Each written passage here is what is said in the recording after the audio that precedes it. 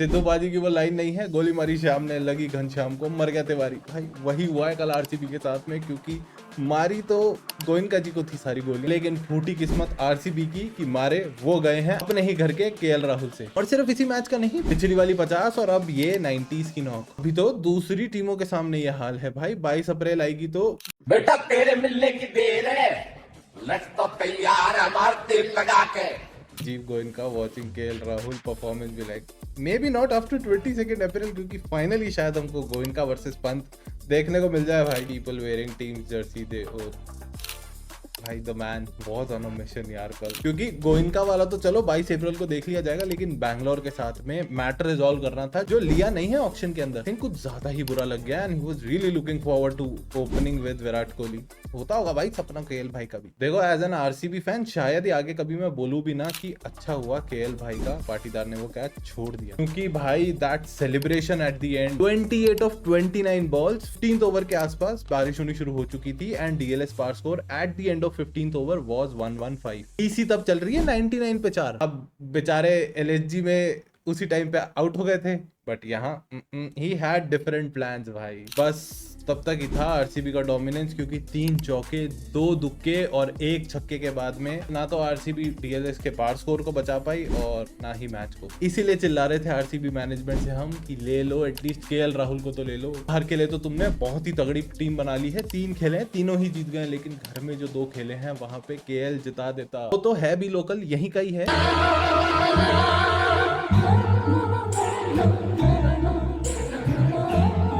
Disloyal ex-RCBians performance against RCB.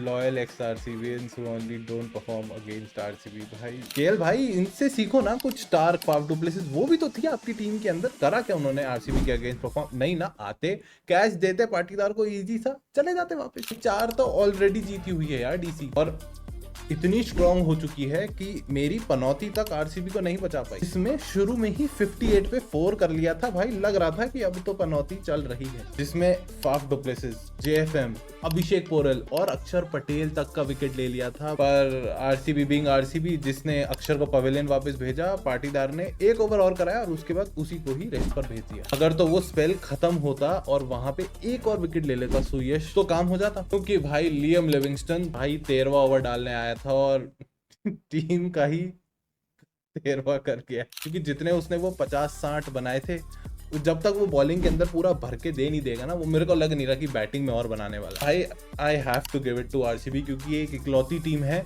जो चारों fan basis को उनके घर में जाके साइलेंट कर सकते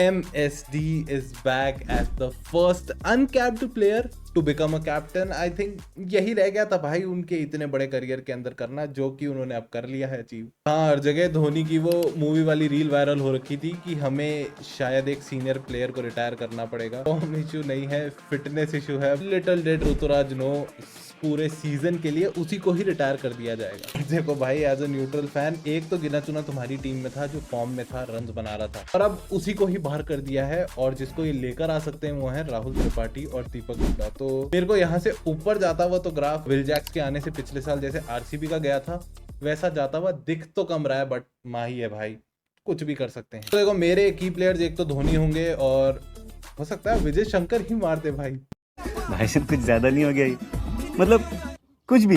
ओके जोक्स असाइड, बट एक तो देखो धोनी मेरे को लग रहा है कि कल एकदम की प्लेयर की तरह काम करेंगे, तो टीम वीम बनाते हो तो ले लेना उसके अंदर। और दूसरा मुझे रचिन रविंद्र लग रहा है भाई, एक अब धोनी के नीचे आ गया है तो बढ़िया रन मारेगा। एंड अब धोनी के आगे किसी को चूज कर सकते हैं क्या? तो यार कल वाले मैच में I am going with CSK to win this one. Dhoni अब कैप्टनसी में वापस आ चुके हैं, तो उनके आगे तो वैसे भी कोई नहीं बोल सकता। देखो शाउट आउट में आज प्रेडिक्शंस ही हैं, स्पॉइलर तो है नहीं, तो तुम्हारी स्क्रीन के ऊपर आ रही हैं सारी की सारी प्रेडिक्शंस। सीएसके केकेआर के लिए अगर तुम लोगों ने अभी तक नहीं डाली अपनी प्रेडिक्शन स्लैश स्पॉयलर्स, तो कमेंट सेक्शन खुला हुआ है, फटाफट से डाल दो। और 10 अप्रैल से 11 आ चुकी है, लेकिन तुम लोगों ने वो 40 सब्सक्राइबर्स अभी भी छोड़ रखे हैं भाई। तो अगर वो 90% में तुम हो जो वीडियोस तो देख रहे हैं लेकिन सब्सक्राइब नहीं कर रहे भाई, तो मार लो, इट्स फ्री। बस तुम्हारा एक सब्सक्राइब मेरे को मोटिवेशन और देता है, और फटाफट से 1K करते हैं भाई, बिकॉज नए चैनल के लिए 1K इज एन इमोशन। जुड़ जाओ भाई फटाफट से, और अभी भी श्योर नहीं हो तो स्क्रीन पे और वीडियोस आ रही हैं, इनमें से और वीडियोस देख लो, इस जर्नी का पार्ट बन जाओ।